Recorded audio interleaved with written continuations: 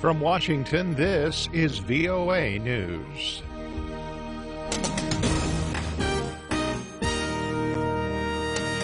I'm David Byrd reporting deadly bombing attacks target police in Istanbul. 2 explosions rocked a huge football stadium there late Saturday. Authorities said the attacks, a car bombing and a suicide blast, targeted security officers 2 hours after a football match ended. A Turkish official said at least 15 people were killed and 69 others wounded. The VOA reporter in Istanbul, Dorian Jones, said the nature of the attack, targeting police specifically rather than football fans, indicated that it may have been staged by outlawed Kurdish groups that have been battling the Turkish government for years. I think that the fact that it does appear that the target was security forces will lead suspicion towards the Kurdish separatist group, the PKK, or a splinter organization connected with the group called Turk. They have carried out a series of suicide bombings targeting, in particular, security forces. Also, a fringe extreme left-wing group, the DHKP, too, has targeted security forces. But also the group, the Islamic State, have carried out a number of suicide bombings in Istanbul, most recently on Istanbul Atatürk Airport. But they invariably target civilians and, in particular, foreign tourists. Istanbul has been the scene of several bombings this year. More than 200 people have died this year throughout the country in attacks blamed on Islamic State militants and Kurdish factions inside Turkey. For more on this story and the rest of the day's news, you can always log on to our website. That's voanews.com. I'm David Byrd in Washington, and this is VOA News. U.S. Secretary of State John Kerry and European and Arab diplomats met in Paris Saturday to try to find a way of protecting civilians in war-torn Syria, especially the besieged city of Aleppo.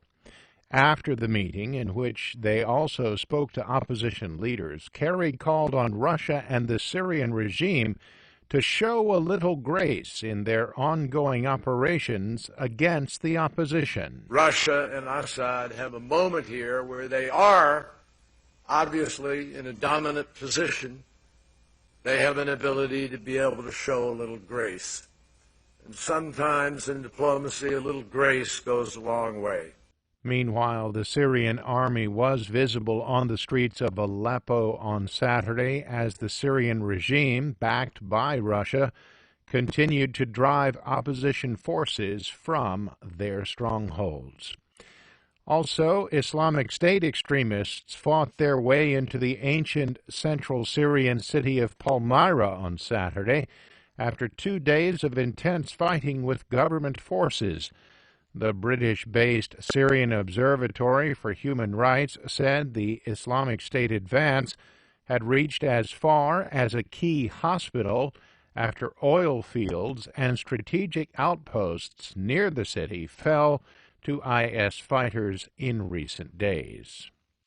At least 50 Yemeni soldiers are dead after a suicide bomber blew himself up at the entrance of an army base in the city of Aden. Local security officials said the bomber detonated his explosive belt in a crowd of hundreds of soldiers who had lined up to collect their salaries near the entrance of the Solban base along the outskirts of the city. Islamic State claimed responsibility for the attack, which also wounded 70 people. ExxonMobil President and CEO Rex Tillerson met with Donald Trump Saturday morning, 1 day after news accounts said that Tillerson had emerged as the president-elect's top choice for Secretary of State.